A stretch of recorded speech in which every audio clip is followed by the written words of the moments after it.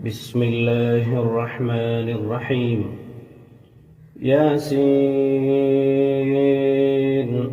والقرآن الحكيم إنك لمن المرسلين على صراط مستقيم تنزيل العزيز الرحيم لتنذر قوما ما أنذر آباؤهم فهم غافلون لقد حق القول على أكثرهم فهم لا يؤمنون إنا جعلنا في أعناقهم أغلالا فهي إلى الأذقان فهم مقمحون وجعلنا من بين أيديهم سدا ومن خلفهم سدا فأغشيناهم فهم لا يبصرون وسواء عليهم أأنذرتهم أم لم تنذرهم لا يؤمنون إنما تنذر من اتبع الذكر وخشي الرحمن بالغيب فبشره بمغفرة وأجر كريم إنا نحن نحيي الموتى ونكتب ما قدموا وآثارهم وكل شيء أحصيناه في إمام مبين واضرب لهم مثلا أصحاب القرية إذ جاءها المرسلون إذ أرسلنا إليهم اثنين فكذبوهما فعززنا بثالث فقالوا إنا إليكم مرسلون قالوا ما أنتم إلا بشر مثلنا وما أنزل الرحمن من شيء إن أنتم إلا تكذبون قالوا ربنا يعلم إنا إليكم لمرسلون وما علينا إلا البلاغ المبين قالوا إنا تطيرنا بكم لئن لم تنتهوا لنرجمنكم وليمسنكم منا عذاب أليم قالوا طائركم معكم أئن ذكرتم بل أنتم قوم مسرفون وجاء من أقصى المدينة رجل يسعى قال يا قوم اتبعوا المرسلين اتبعوا من لا يسألكم أجرا وهم مهتدون وما لي لا أعبد الذي فطرني وإليه ترجعون أأتخذ من دونه آلهة إن يردني الرحمن بضر لا تغن عني شفاعتهم شيئا ولا ينقذون إني إذا لفي ضلال مبين إني آمنت بربكم فاسمعون قيل ادخل الجنة قال يا ليت قومي يعلمون بما غفر لي ربي وجعلني من المكرمين وما أنزلنا على قومه من بعده من جند من السماء وما كنا منزلين إن كانت إلا صيحة واحدة فإذا هم خامدون يا حسرة على العباد ما يأتيهم من رسول إلا كانوا به يستهزئون ألم يروا كم أهلكنا قبلهم من القرون أنهم إليهم لا يرجعون وإن كل لما جميع لدينا محضرون وآية لهم الأرض الميتة أحييناها وأخرجنا منها حبا فمنه يأكلون وجعلنا فيها جنات من نخيل وأعناب وفجرنا فيها من العيون ليأكلوا من ثمره وما عملته أيديهم أفلا يشكرون سبحان الذي خلق الأزواج كلها مما تنبت الأرض ومن أنفسهم ومما لا يعلمون وآية لهم الليل نسلخ منه النهار فإذا هم مظلمون والشمس تجري لمستقر لها ذلك تقدير العزيز العليم والقمر قدرناه منازل حتى عاد كالعرجون القديم لا الشمس ينبغي لها أن تدرك القمر ولا الليل سابق النهار وكل في فلك يسبحون وآية لهم أنا حملنا ذريتهم في الفلك المشحون وخلقنا لهم من مثله ما يركبون وإن نشأ نغرقهم فلا صريخ لهم ولا هم ينقذون إلا رحمة منا ومتاعا إلى حين وإذا قيل لهم اتقوا ما بين أيديكم وما خلفكم لعلكم ترحمون وما تأتيهم من آية من آيات ربهم إلا كانوا عنها معرضين وإذا قيل لهم أنفقوا مما رزقكم الله قال الذين كفروا للذين آمنوا أنطعم من لم يشاء الله أطعمه إن أنتم إلا في ضلال مبين ويقولون متى هذا الوعد إن كنتم صادقين ما ينظرون إلا صيحة واحدة تأخذهم فهم يخصمون فلا يستطيعون توصية ولا إلى أهلهم يرجعون ونفخ في الصور فإذا هم من الأجداث إلى ربهم ينسلون قالوا يا ويلنا من بعثنا من مرقدنا هذا ما وعد الرحمن وصدق المرسلون إن كانت إلا صيحة واحدة فإذا هم جميع لدينا محضرون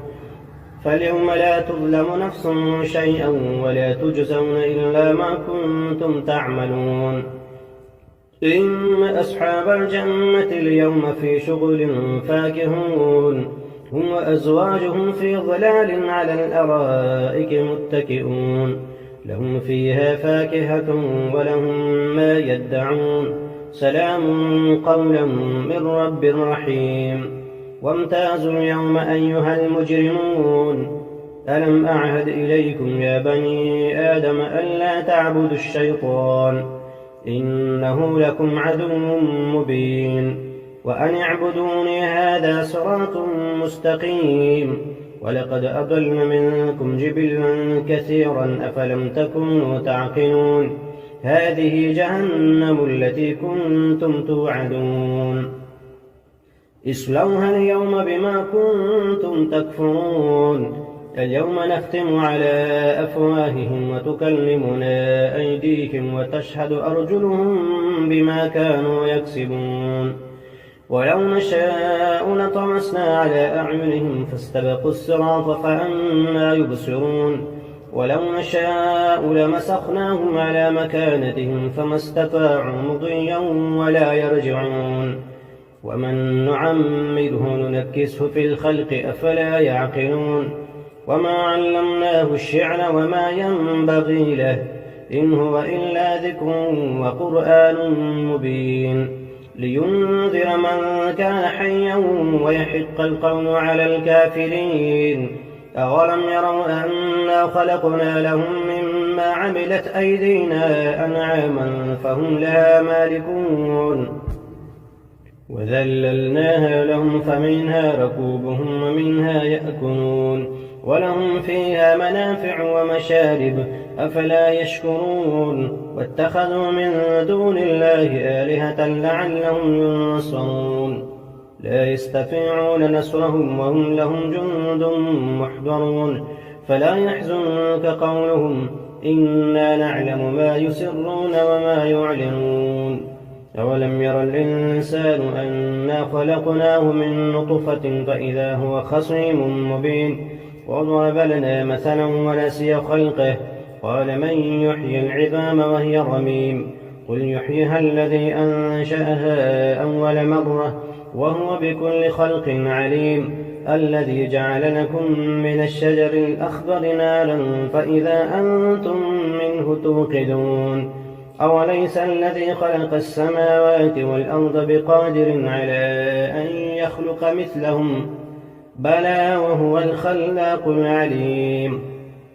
إنما أمره إذا أراد شيئا أن يقول له كن فيكون فسبحان الذي بيده ملكوت كل شيء وإليه ترجعون. بسم الله الرحمن الرحيم. الحمد لله الذي أنزل على عبده الكتاب ولم يجعل له عوجا قيما لينذر بأسا شديدا من لدنه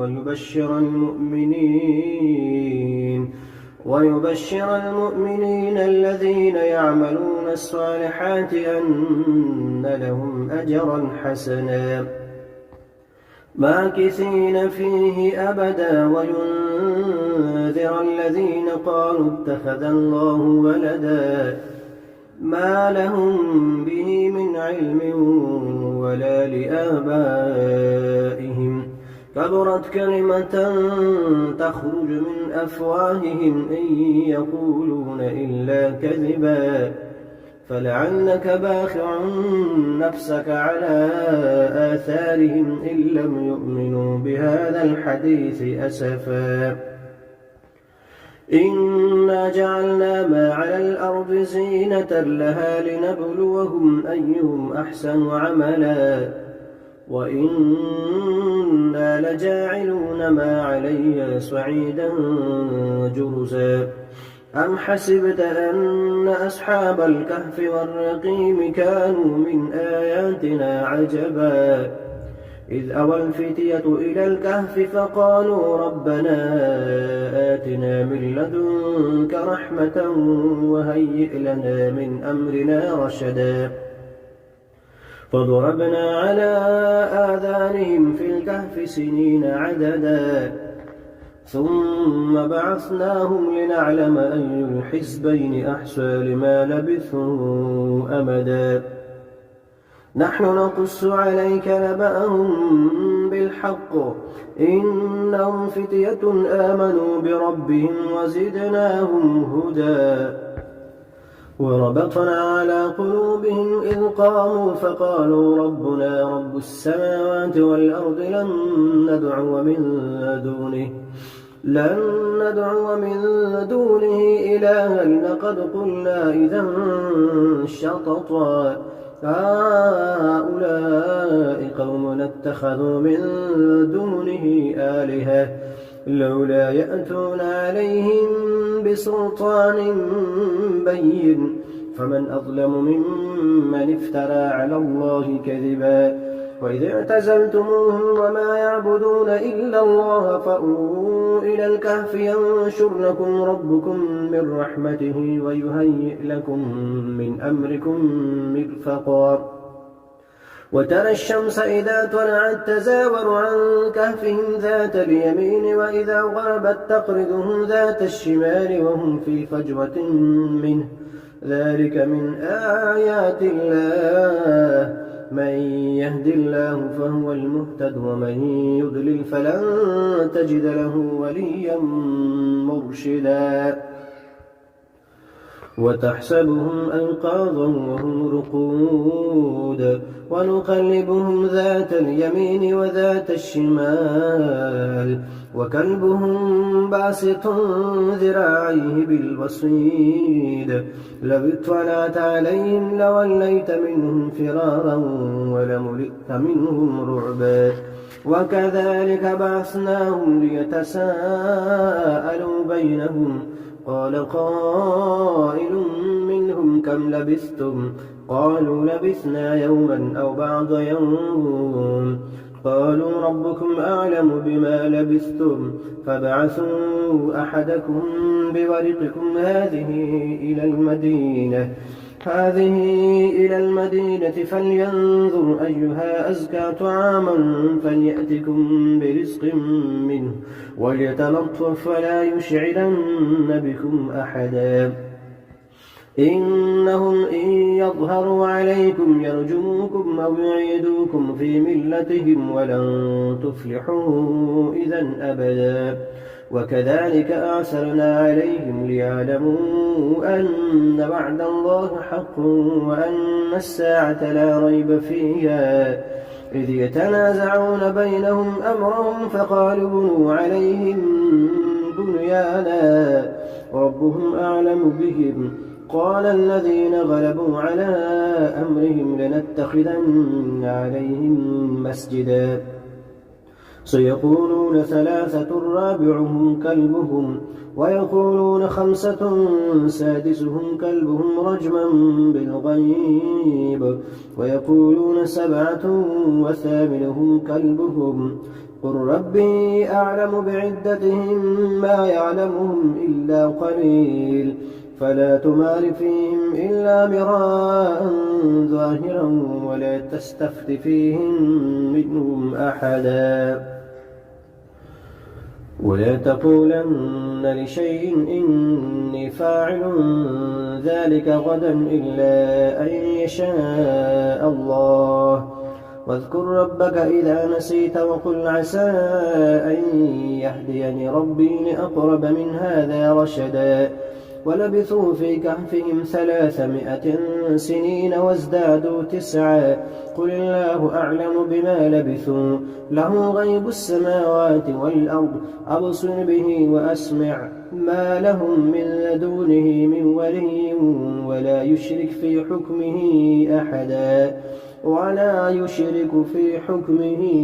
أحدا واتل ما أوحي إليك من كتاب ربك لا مبدل لكلماته ولن تجد من دونه ملتحدا واصبر نفسك مع الذين يدعون ربهم بالغداة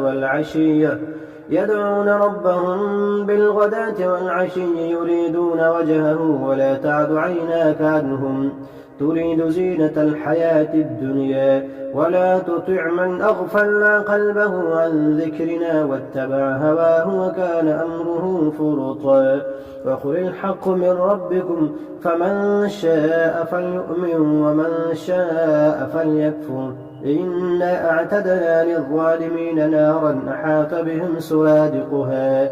وإن يستغيثوا يغاثوا بماء كالمهل يشوي الوجوه بئس الشراب وساءت مرتفقا إن الذين آمنوا وعملوا الصالحات إنا لا نضيع أجر من أحسن عملا أولئك لهم جنات عدن تجري من تحتهم الأنهار يحلون فيها من أسابر من ذهب ويلبسون ثيابا خضرا من سندس واستبرق متكئين فيها على الأرائك نعم الثواب وحسنت مرتفقا واضرب لهم مثلا رجلين جعلنا لأحدهما جنتين من أعناب وحففناهما بنخل وجعلنا بينهما زرعا كلتا الجنتين آتت أكلها ولم تظلم منه شيئا وفجرنا خلالهما نهرا وكان له ثمر فقال لصاحبه وهو يحاوره أنا أكثر منك مالا وأعز نفرا ودخل جنته وهو ظالم لنفسه قال ما أظن أن تبيد هذه أبدا وما أظن الساعة قائمة ولئن رددت إلى ربي لأجدن خيرا منها منقلبا قال له صاحبه وهو يحاوره أكفرت بالذي خلقك من تراب ثم من نطفة ثم سواك رجلا لكن هو الله ربي ولا أشرك بربي أحدا ولولا إذ دخلت جنتك قلت ما شاء الله لا قوة إلا بالله إن ترني أنا أقل منك مالا وولدا فعسى ربي أن يؤتيني خيرا من جنتك ويرسل عليها حسبانا من السماء فتصبح صعيدا زلقا أو يصبح ماؤها غورا فلن تستطيع له طلبا وأحيط بثمره فأصبح يقلب كفيه على ما أنفق فيها وهي خابية على عروشها ويقول يا ليتني لم أشرك بربي أحدا ولم تكن له فئة ينصرونه من دون الله وما كان منتصرا هنالك الولاية لله الحق هو خير ثوابا وخير عقبا واضرب لهم مثل الحياة الدنيا كماء إن أنزلناه من السماء فاختلط به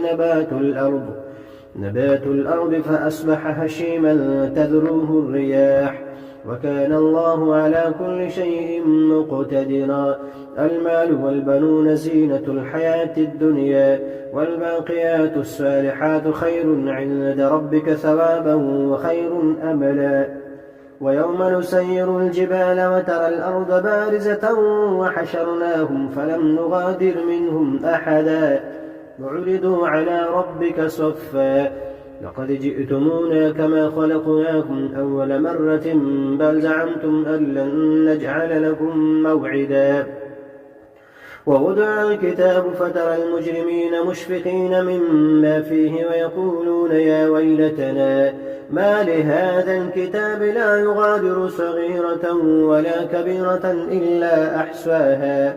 ووجدوا ما عملوا حاضرا ولا يظلم ربك أحدا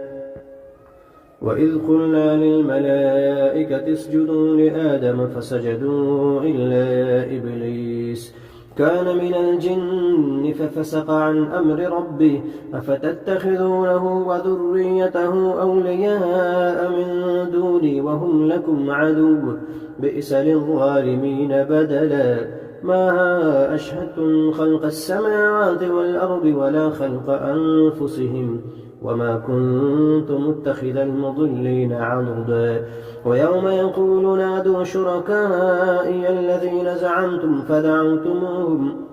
فدعوهم ولم يستجيبوا لهم وجعلنا بينهم موبقا ورأى المجرمون النار فظنوا أنهم مواقعوها ولم يجدوا عنها مصرفا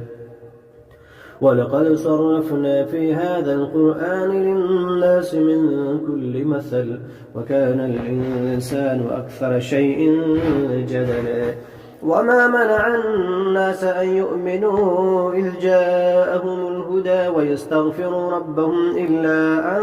تأتيهم سنة الأولين أو يأتيهم العذاب قبلا وما نرسل المرسلين إلا مبشرين ومنذرين ويجادل الذين كفروا بالباطل ليدحضوا به الحق واتخذوا آياتي وما أنذروا هزوا ومن أظلم ممن ذكر بآيات ربه فأعرض عنها ونسي ما قدمت يداه إنا جعلنا على قلوبهم أكنة أن يفقهوه وفي آذانهم وقرا وإن تدعهم إلى الهدى فلن يهتدوا إذا أبدا وربك الغفور ذو الرحمة لو يؤاخذهم بما كسبوا لعجل لهم العذاب بل لهم موعد لن يجدوا من دونه موئلا وتلك القرى أهلكناهم لما ظلموا وجعلنا لمهلكهم موعدا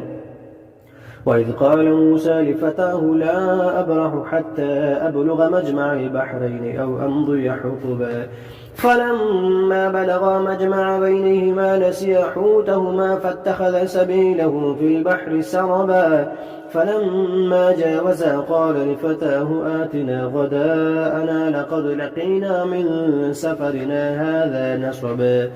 قال أرأيت إذ أوينا إلى الصخرة فإني نسيت الحوت وما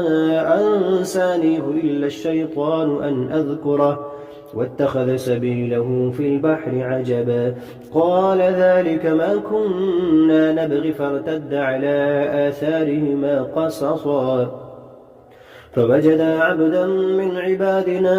آتيناه رحمة من عندنا وعلمناه من لدنا علما. قال له موسى هل أتبعك على أن تعلمني مما علمت رشدا؟ قال إنك لن تستطيع معي صبرا وكيف تصبر على ما لم تحط به خبرا؟ قال ستجدني إن شاء الله صابرا ولا أعصي لك أمرا. قال فإن اتبعتني فلا تسألني عن شيء حتى أحدث لك منه ذكرا. فانطلقا حتى إذا ركبا في السفينة خرقها قال أخرقتها لتغرق أهلها لقد جئت شيئا إمرا. قال ألم أقل إنك لن تستطيع معي صبرا؟ قال لا تؤاخذني بما نسيت ولا ترهقني من أمري عسرا. فانطلقا حتى إذا لقيا غلاما فقتله قال أقتلت نفسا زكية بغير نفس لقد جئت شيئا نكرا. قال ألم نقل لك إنك لن تستطيع معي صبرا؟ قال إن سألتك عن شيء بعدها فلا تصاحبني قد بلغت من لدني عذرا. فانطلقا حتى إذا أتيا أهل قرية استطعما أهلها فأبوا أن يضيفوهما فوجدا فيها جدارا يريد أن ينقض فأقامه. قال لو شئت لاتخذت عليه أجرا. قال هذا فراق بيني وبينك سأنبئك بتأويل ما لم تستطع عليه صبرا. أما السفينة فكانت لمساكين يعملون في البحر فأردت أن أعيبها وكان وراءهم ملك يأخذ كل سفينة غصبا. وأما الغلام فكان أبواه مؤمنين فخشينا أن يرهقهما طغيانا وكفرا فأردنا أن يبدلهما ربهما خيرا منه زكاة وأقرب رحما. وأما الجدار فكان لغلامين يتيمين في المدينة وكان تحته كنز لهما وكان أبوهما صالحا فأراد ربك أن يبلغا أشدهما ويستخرجا كنزهما رحمة من ربك وما فعلته عن أمري ذلك تأويل ما لم تستطع عليه صبرا. ويسألونك عن ذي القرنين قل سأتلو عليكم منه ذكرا. إنا مكنا له في الأرض وآتيناه من كل شيء سببا فأتبع سببا حتى إذا بلغ مغرب الشمس وجدها تغرب في عين حمئة ووجد عندها قوما. قلنا يا ذا القرنين إما أن تعذب وإما أن تتخذ فيهم حسنا. قال أما من ظلم فسوف نعذبه ثم يرد إلى ربه فيعذبه عذابا نكرا. وأما من آمن وعمل صالحا فله جزاء الحسنى وسنقول له من أمرنا يسرا. ثم أتبع سببا حتى إذا بلغ مطلع الشمس وجدها تطلع على قوم لم نجعل لهم من دونها سترا كذلك وقد أحطنا بما لديه خبرا. ثم أتبع سببا حتى إذا بلغ بين السدين وجد من دونهما قوما لا يكادون يفقهون قولا. قالوا يا ذا القرنين إن يأجوج ومأجوج مفسدون في الأرض فهل نجعل لك خرجا على أن تجعل بيننا وبينهم سدا؟ قال ما مكنني فيه ربي خير فأعينوني بقوة أجعل بينكم وبينهم ردما.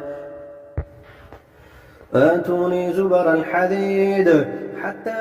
إذا ساوى بين الصدفين قال انفخوا حتى إذا جعله نارا قال آتوني أفرغ عليه قطرا. فما استطاعوا أن يظهروه وما استطاعوا له نقبا. قال هذا رحمة من ربي فإذا جاء وعد ربي جعله دكا وكان وعد ربي حقا. وتركنا بعضهم يومئذ يموج في بعض ونفخ في السور فجمعناهم جمعا وعرضنا جهنم يومئذ للكافرين عرضا الذين كانت أعينهم في غطاء عن ذكري وكانوا لا يستطيعون سمعا أفحسب الذين كفروا أن يتخذوا عبادي من دوني أولياء إنا أعتدنا للكافرين نزلا قل هل ننبئكم بالأخسرين أعمالا الذين ضل سعيهم في الحياة الدنيا وهم يحسبون أنهم يحسنون صنعا أولئك الذين كفروا بآيات ربهم ولقائه فحبطت أعمالهم فلا نقيم لهم يوم القيامة وزنا إن الذين آمنوا ذلك جزاؤهم جهنم بما كفروا واتخذوا آياتي ورسلي هزوا إن الذين آمنوا وعملوا الصالحات كانت لهم جنات الفردوس نزلا خالدين فيها لا يبغون عنها حولا قل لو كان البحر مدادا لكلمات ربي لنفد البحر قبل أن تنفد كلمات ربي ولو جئنا بمثله مددا قل إنما أنا بشر مثلكم يوحى إلي أنما إلهكم إله واحد فمن كان يرجو لقاء ربه فليعمل عملا صالحا ولا يشرك بعبادة ربه أحدا.